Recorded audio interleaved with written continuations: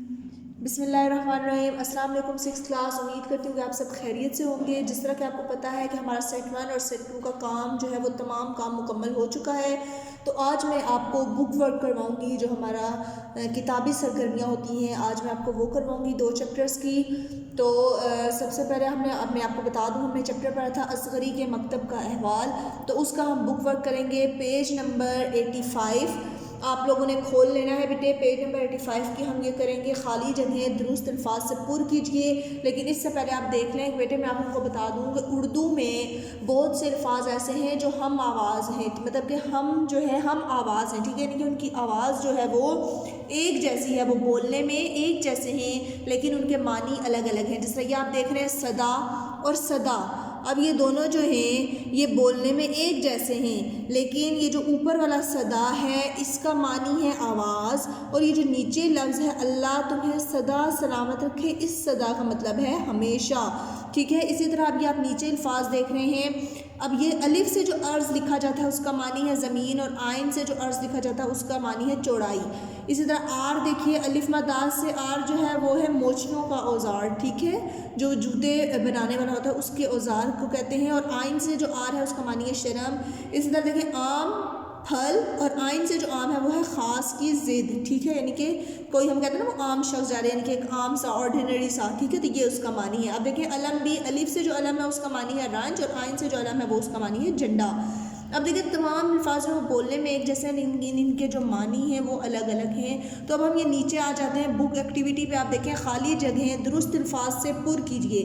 अब जो है हमने दुरुस्त लफ्ज़ लगाने हैं कि इस जुमले में दुरुस्त लफ्ज़ क्या आएगा। देखिएगा, पहला है हक पर चलने वालों का डैश अल्लाह ताला होता है। अब हे से हामी, दोनों हे जो है वो अलग अलग हैं, एक हलवे वाला है एक हाथी वाला हे है, लेकिन हम यहाँ पे ये वाला हामी लिखेंगे, पहला वाला, ठीक है, क्योंकि इस हामी का जो है मतलब कि अल्लाह ताला हामी है, यानी कि हमायत करने वाला है, ठीक है।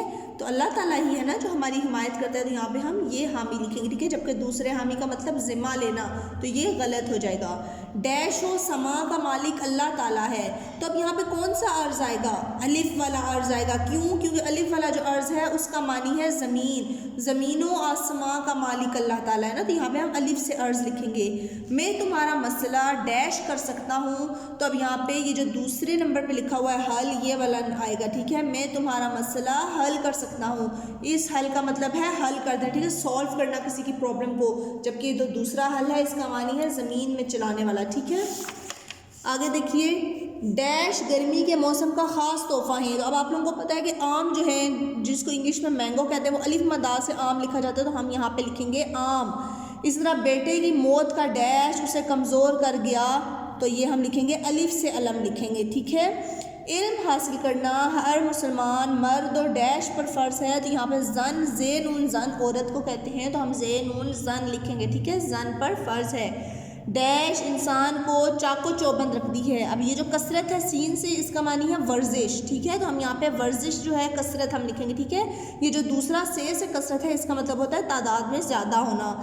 मेहनत में कोई डैश नहीं समझना चाहिए, तो कोई, ये जो आइन से आर लिखा हुआ है हम ये लिखेंगे कोई आर नहीं समझना चाहिए, ठीक है, यानी कि कोई जो है सुस्ती नहीं करनी चाहिए। गरीब लोग अफसर के सामने डैश कर रहे थे, तो यहाँ पे हम नून अलिफ और लाम है ला नाला लिखेंगे, ठीक है। नाला का मतलब है रोना या फरियाद करना। तो ये आप लोगों की जो असगरी के मकतब का अहवाल था उसकी किताबी सरगर्मी थी। ये करने के बाद हम आ जाएंगे नज़्म चांदनी रात पर, ठीक है, पेज नंबर 90 और 91 है, ठीक है बेटे। तो आप लोगों को पता है इसमें, इस एक्टिविटी में, इस किताबी सरगर्मी में हमने पहली जो एक्टिविटी उसमें ये करने का हमने बताना है कि इस्तारा कौन सा है, ठीक है, और दूसरी में हमने बताना है कि तशबीह कौन सी है, यानी कि कौन सा जुमला जो है उसमें तशबीह दी गई है और कौन सा जुमला जो है उसमें इस्तारा दिया गया है, ठीक है। तो आप लोगों को पता है कि इस्तारा के जो मानी है वो ये हैं कि किसी भी इंसान में या किसी भी चीज़ में, जो किसी भी चीज़ में शे में कोई अगर खूबी होगी तो उस खूबी की वजह से उसको किसी दूसरी चीज़ से मिला दिया जाए, ठीक है, डायरेक्ट मिला दिया जाए, बराह रास्त जो है उसको खूबी से जो है उस खूबी वाले नाम से उसको मिला दिया जाए, तो वो जो है वो इस्तारा हो जाएगा, ठीक है। जबकि तशबीह में ये होता है कि किसी भी शख्स में अगर कोई खूबी हो तो उसको किसी दूसरी चीज़ से जब तशबीह दी जाए तो वो जो है तशबीह कहलाती है। जिस तरह की दो मिसालें आपके सामने हैं, तुम तो चांद की तरह हसीन हो। अब ये तशबीह है, क्यों तशबीह है? क्योंकि उसने कहा है चांद की तरह हसीन हो, ठीक है। जैसा कि चांद खूबसूरत है उस तरह तुम भी हसीन हो, तो ये की तरह आ गया, तो ये तशबीह है। लेकिन अगर हम कहेंगे तुम तो चांद हो, अब हमने उसको डायरेक्ट खूबसूरत एक हसीन चीज़ से मिला दिया ना, तुम तो चांद हो, तो ये इस्तारा हो गया, ठीक है। अब पेज नंबर 91 में आ जाइए, ये देखिएगा बेटे, जीते रहो मेरे शेर। अब देखिए यहाँ पे हमने बताना है कि इस्तारा कौन से इसमें, तो अब देखिए उसने कहा मेरे शेर, उसने ये नहीं कहा मेरे शेर की तरह बहादुर बेटे, उसने डायरेक्ट कह दिया जीते रहो मेरे शेर, तो ये इस्तारा है, ठीक है। उसकी आंखों से सितारे टूट टूट कर गिर रहे थे, ये अब तशबीह है, तो हम इसके आगे कुछ नहीं लिखेंगे हमने, क्योंकि इस्तारा ढूंढना है। वो तो क्रिकेट का चीता है। अब देखिए क्रिकेट का चीता उसने डायरेक्ट कह दिया ना, तो ये भी इस्तारा होगा, ठीक है। डायरेक्ट उसने उसकी खूबी को बराह रास्त जो है वो मिला दिया, ठीक है। बराह रास्त उसने चीता ही कह दिया, उसने चीते से उसको मिलाया नहीं, बराह रास्त चीता कह दिया। तुम तो अल्लाह मियाँ की गाय हो। अब देखिए ये भी इस्तारा है। अली तो चलता फिरता फरिश्ता है। अब ये भी जो है वो इस्तारा है, ठीक है। यानी कि उसने ये नहीं कहा फरिश्ते की तरह नेक है, उसने डायरेक्ट कह दिया फरिश्ता है, तो ये भी जो है वो इस्तारा है। अब नीचे देखिए हमारे पास जो जुमले हैं इनमें हमने तशबीह भी बतानी है कि कौन सा तशबीह है और कौन सा जो है वो इस्तारा है। तो देखिए वो चट्टान जैसा हौसला रखता है। अब देखिए यहाँ पे चट्टान जैसा आ गया ना, तो ये तशबीह होगी, ठीक है। अगर वो कहते हैं ना वो चट्टान है, ठीक है, या उसका हौसला चट्टान है, तो फिर वो जो है इस्तारा होता, लेकिन यहाँ पे वो चट्टान जैसा आ गया, तो ये तशबीह हो गई। आसमान से मोती बरस रहे थे, ये अब इस्तारा हो गया, मोती बरस रहे थे, ठीक है, बारिश नहीं आया, मोती, उन्होंने मोतियों से तशबीह दी है, तो ये इस्तारा हो गया, ठीक है, डायरेक्ट। चांदनी रात में नूर के पहाड़ खड़े थे, ये भी हमारे पास इस्तारा है। वो तो गधा है, ये भी अब इस्तारा है, ठीक है, डायरेक्ट उन्होंने उसको गधा ही कह दिया है। ये आम तो शहद है, ये भी इस्तारा होगा। और आखिरी देखिए खालिद चीते की तरह फुर्तीला है, चीते की तरह फुर्तीला है ना, तो ये हमारे पास तशबीह होगी, ठीक है।